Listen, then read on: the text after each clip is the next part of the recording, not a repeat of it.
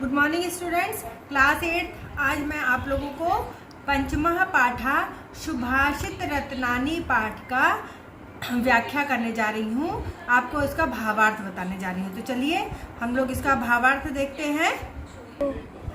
सत्यम भूषते लोकम, लोकम भूषते च श्री, विनयश्च श्रियो भूषा, विनयो भूषणम महत्।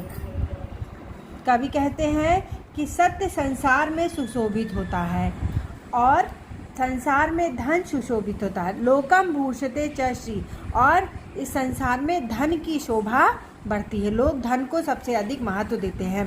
विनयश्च श्रियो भूषा, और धन विनम्रता से सुशोभित होता है। जिसके पास धन होता है वह उतना ही ज़्यादा विनम्र होता है। आप लोगों ने पढ़ा भी होगा कि जितना ही अधिक जिस वृक्ष में फल लगा होता है वह वृक्ष उतना ही अधिक विनम्र होता है। विनयो भूषणम महत्, इस प्रकार विनम्रता तो सर्वश्रेष्ठ आभूषण होता है। इसलिए हर व्यक्ति को हमेशा हर समय विनम्रता का ही जैसे स्वरूप को ही धारण करना चाहिए। अगला है तक्षकस्य विषदंते। तक्षकस मतलब होता है सांप। सांप के दांत में विष होता है। मक्षिकाया च मस्तके, और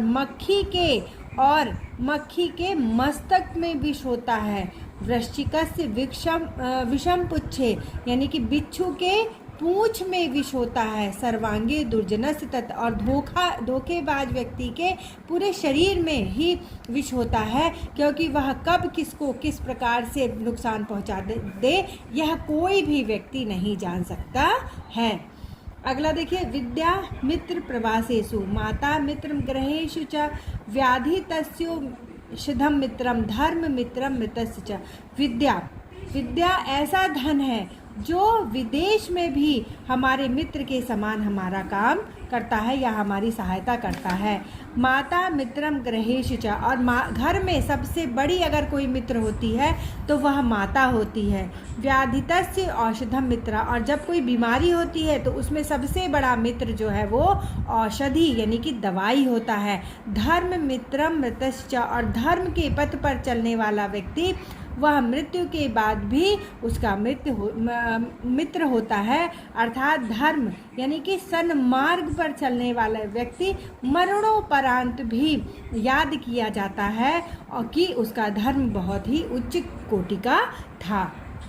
यत् प्रियम तद्वित यद्वित नास्ति तत्प्रियम दृश्ये दुर्लभम लोके प्रिय हितकरम वचः। कवि कहते हैं कि जो प्रिय है वह हितकारी होगा। वह हितकारी कभी भी नहीं हो सकता है। जो प्रिय है वह हितकारी, अर्थात जैसे मान लीजिए कि आपने कोई गलती की और आपका मित्र उसको और भी कह रहा हाँ बहुत अच्छा कियो, लेकिन ये नहीं, क्योंकि वह प्रिय तो बोल रहा है लेकिन आपका भी नुकसान करता जा रहा। तो यत् प्रिय तद्वित नास्ति, जो प्रिय है यानी कि मीठा बोलने वाला व्यक्ति कभी भी प्रिय नहीं हो सकता है। यद्वित नास्ति तत्प्रियम, और जो आपसे मीठा नहीं बोलता है वह सदैव आपका हितकारी ही होगा।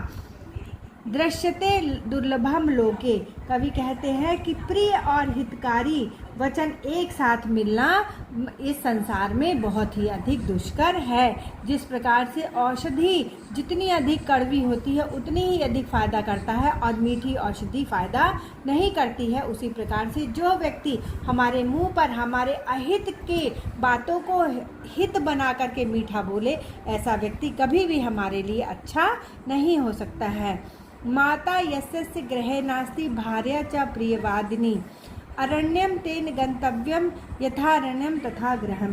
कह रहे हैं कि कवि कि जिसके घर में माँ और अच्छा बोलने वाली प्रिय बोलने वाली पत्नी ना हो, कि जिसके घर में माता ना हो और यदि उसके घर में पत्नी है तो वो भी कर्कशी है यानी कि अच्छा नहीं बोलती है, हमेशा चिल्लाती रहती है।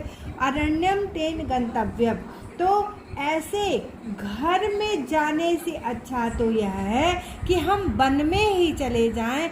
यथारण्यम तथा गृहम, क्योंकि जैसा जंगल वैसा ही घर हो जाता है। जब घर में कलह होता है तो कहीं वो घर वन के समान ही प्रतीत होता है। पुस्तकस्था तु या विद्या परहस्तगतं धनम कार्यकाले समुत्पन्ने न सा विद्या न तद्धनम। पुस्तकथा, पुस्तक में लिखा हुआ धन यदि पढ़ा नहीं गया है तो वह विद्या किसी काम का नहीं है। पर हस्तगतम धनम, और दूसरे के हाथ में गया हुआ धन समय और आवश्यकता पड़ने पर हमारे काम नहीं आता है। कि कार्यकाले समुत्पन्ने, जब हमारा समय पड़ता है कि हमको उस धन की आवश्यकता होती है तो वह धन हमको कभी भी प्राप्त नहीं होता है। न स विद्या न तद्धनम, ऐसे कवि का कहने का अर्थ है कि जिस इनमें से व्यक्ति आवश्यकता पड़ने पर कुछ भी नहीं रह जाता है, अर्थात जब हमारे पास हमें समय पर धन और विद्या हम प्राप्त ना कर सके तो उस समय के रहते हुए हमें धन और विद्या दोनों प्राप्त कर लेना चाहिए, क्योंकि समय बीतने पर ना धन का ना ही विद्या प्राप्त किया जा सकता है और ना ही धन को प्राप्त किया जा सकता है। अतः समय पर सब कार्य को करना ज़्यादा उचित होता है। सत्संगात् भवति ही साधुता खलनाम, साधुनाम ही खलस संगमात् खलत्वम, आमोदम कुसुमम भवम मृदेव धत्ते, मृद गंधम नहीं कुसुमानी धारयन्ति। कवि कहते हैं कि सज्जनों की संगति से दुष्ट सज्जन हो जाते हैं, यानी कि अच्छी संगति में अगर रहेंगे तो अच्छा ही सीखेंगे। साधुनाम नहीं खल संगताम खलत्व, और किंतु दुष्टों की संगति में सज्जन व्यक्ति भी दुष्ट हो जाते हैं। आमोदम कुसुम भव मृदेव धत्ते, क्योंकि मिट्टी ही फूलों की सुगंध को ग्रहण करती है। मिट्टी जो है उसी में जब फूल उगते हैं तो उसी से उस फूल से चारों ओर सुगंध फैल जाता है। मृद गंधम नहीं कुसुमानी धारित, और कोई भी फूल जो है वो मिट्टी की खुशबू को धारण नहीं करता है, जबकि मिट्टी में अगर कोई फूल पड़ जाए तो वह फूल की खुशबू को धारण कर लेता है। इसलिए हमेशा हमें अच्छी संगति में रहना चाहिए, बुरी संगति में नहीं रहना चाहिए। बच्चों ठीक, चलिए अब चैप्टर 5 तक आप लोग का आज कंप्लीट हो गया है।